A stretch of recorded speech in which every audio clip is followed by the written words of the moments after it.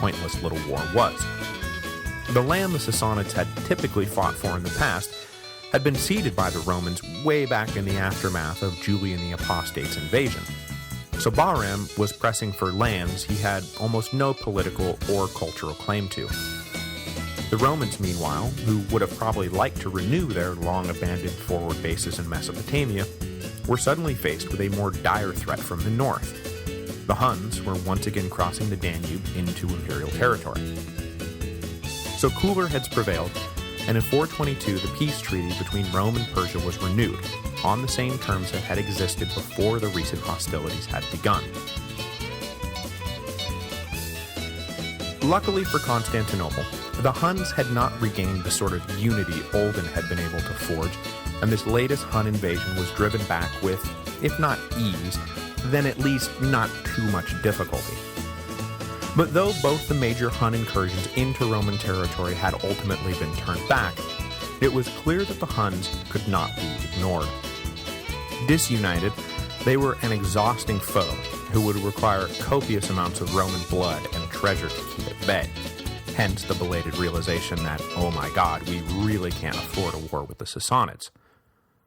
United, well, there was a very real fear in the court of Constantinople that the Romans would not be able to turn the Huns back. While the ministers and generals of the Eastern Empire wrestled with what to do about the Huns, Theodosius II received a surprising letter from his cousin in Ravenna. Not his fellow emperor Honorius, mind you, but the Western Emperor's sister, the recently widowed Galla Placidia. The letter said simply that she would be leaving the West and traveling to Constantinople, where she hoped that she and her children would be welcomed with all due hospitality. We do not have a rock-solid explanation for Galla Placidia's decision to suddenly leave Ravenna, but clearly there had been some sort of falling out between her and her brother, and it is sometimes suggested that Honorius had recently begun making untoward advances on his sister, if you catch my drift. It is further noted that this quarrel at the top of the imperial food chain was being felt up and down the ranks. As I've mentioned, and as we'll see again, Placidia had begun gathering up an enormous amount of influence for herself, and she was especially venerated by the auxiliary Goths stationed in Ravenna, who still saw her as something like their queen. So when rumors of Placidia's honor being threatened began to circulate, her supporters were quick to make threats of their own. So it could be that Honorius was actually exiling her to defuse the situation, or that she was leaving because she realized she had become a focal point for possible violence. It is also possible that after a decade spent as a hostage and a political asset to be ordered around at will, the princess was simply looking to break free and establish her independence.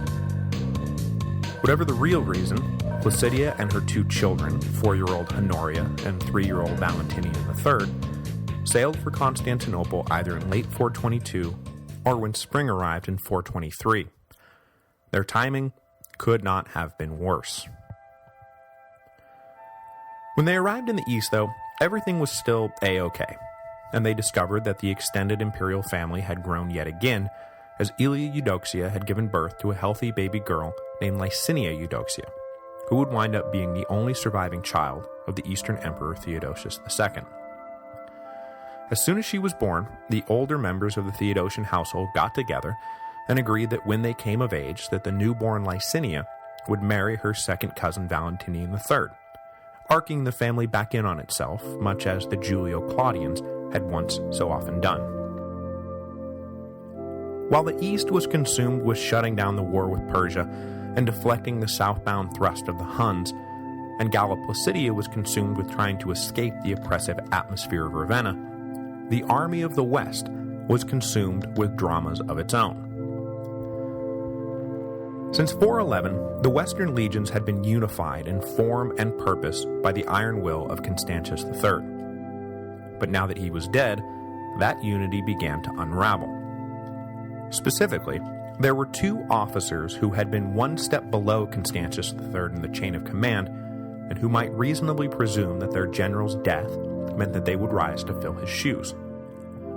Unfortunately, these two officers, Castinus and Bonifacius, hated each other's guts, which, no, is not good for anyone. The depths of their enmity became known as soon as Constantius was out of the picture. In 422, the forces of the West were ready to make a concerted push into Hispania to defeat the Vandal army led by Gunderic. Castinus led one branch of the Roman army, composed primarily of Gothic auxiliaries, while Bonifacius led another branch, composed mostly of regular legionaries. As soon as they were in country, however, it became clear that the two Roman generals were incapable of working together. They squabbled over strategy and tactics and logistics, all to Gunderic's amusement, no doubt, until Bonifacius declared that he could take it no more and withdrew with his forces south across the Straits of Gibraltar into North Africa. With the Roman forces in Hispania now at least following a single leader, Gunderic's amusement dissipated, and Castinus was able to make inroads against the Vandals and reclaim bits of occupied territory.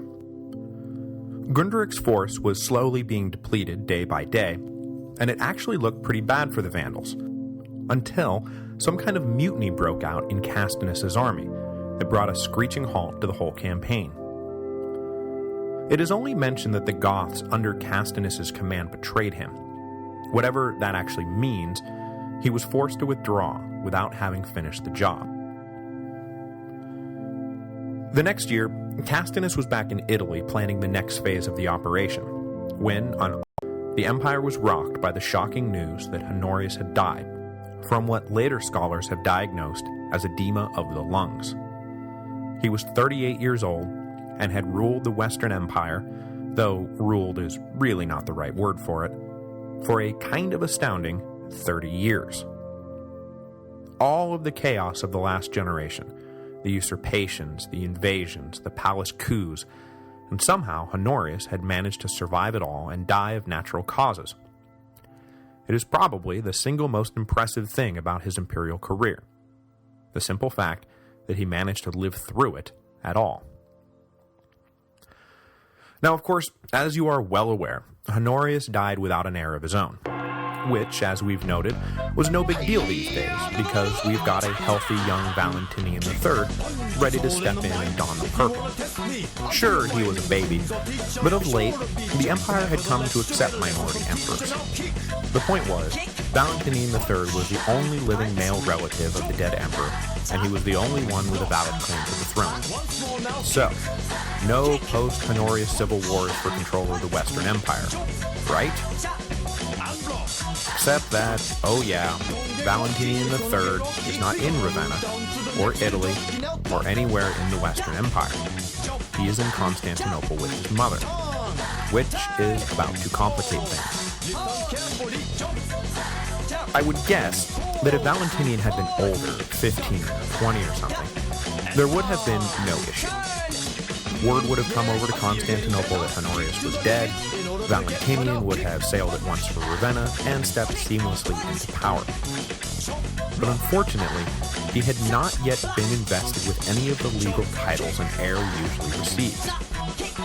You'll recall, for example, that Honorius himself was likewise a young boy living in Constantinople when his father died, but at that point, he had already been made a Caesar and then an Augustus. Valentinian was as of yet neither. The Roman imperial family resembled a traditional royal family in almost every way, but they still defined the political power structure by title rather than by blood. And the scrupulously litigious Romans couldn't help but notice that Valentinian did not yet hold any official title. Everyone had assumed he would take over the West from Honorius, but now that day was upon them, the matter was suddenly up for debate. And without Galla Placidia and Valentinian physically present in Ravenna to clamp down on nonsense talk and drive the inheritance through, the nobility of Italy began to wonder if there was not an opportunity here to be exploited. The one person who could have really killed this debate was Theodosius II. Now technically the only Augustus in the empire, he would have, by tradition, had the right to nominate his cousin to the now vacant throne in Ravenna. But he declined to do so, possibly thinking that he too had an opportunity here worth exploiting. But without a clear idea of how he wanted to exploit the opportunity, Theodosius' stalling merely emboldened the nobility in Italy to choose their own man. With the general Castinus' backing, the chief notary of the Western Empire, a lifelong bureaucrat named Ioannis, was declared Augustus of the West. This elevation was recognized in Spain, Gaul, and Italy, all territories controlled by Castinus, but it was rejected by the North African provinces, which were under the control of Castinus' rival, Bonifacius. Now, Bonifacius' refusal to recognize Ioannis clearly stemmed, at least in part, from his hatred of Castinus. But Bonifacius had also been helped into his high-ranking position in the army by his friend and benefactor, Galla Placidia. So not only was he 100% opposed to Castinus, he was 100% supportive of the rights of Valentinian III, which meant that Ioannis was never, and I mean never, going to get Bonifacius' support. And Bonifacius controlled North Africa, and as you are no doubt sick of me reminding you, North Africa was where Italy got its food from. So, you guessed it, the minute Ioannis was elevated, Bonifacius cut off the grain. As had been the case when Gildo had cut off the grain during Stilicho's reign, however, the severing of the food supply was not fatal to the self-proclaimed regime in Ravenna. Sure, it undermined Ioannis and Castinus a bit, but it was not so debilitating that it crippled them right then and there. No one outright says this, but I reckon that this means Castinus followed Stilicho's lead, and was able to organize relief grain shipments from Gaul to cover the shortfall for the time being. This time being lasted for quite a bit longer than I would have thought Constantinople and the Western allies of the imperial family would have let it, and the entire year of 424 passed without any attempt to dislodge Ioannis being made. There was probably some hope that the crisis could be resolved peacefully, and some fear that peeling off troops to escort Valentinian III to Italy would open up the Danube frontier to another Hun invasion. And so it wasn't until the spring of 425, getting close to 2 years since the death of Honorius, that enough finally became enough. In the meantime, the only concrete step that had been taken to counter Ioannis and Castinus was the elevation of young Valentinian to the imperial rank of Caesar, which gave him the necessary legal authority he needed to claim the throne of the West, when it finally came time for him to make that claim. So as I just said, in the spring of 425, this had all gone on long enough. Constantinople mobilized an expeditionary force under the command of the General Ardabur, the man who had just recently led the Roman forces in the Far East during the brief war with Persia. With Valentinian and Galla Placidia in tow, Ardabur's mission was to march on Italy, destroy the upstart regime, and install Valentinian on the throne in Ravenna. I'm not sure if the eastern forces they sailed their way in, but whichever it was, they managed to penetrate whatever defenses stood against them, and establish a foothold on the peninsula. But it was not all smooth sailing, or smooth walking as the case may have been. Shortly after arriving, the armies of East and West fought a brief and inconclusive battle, which probably would have passed little noticed, were it not for the fact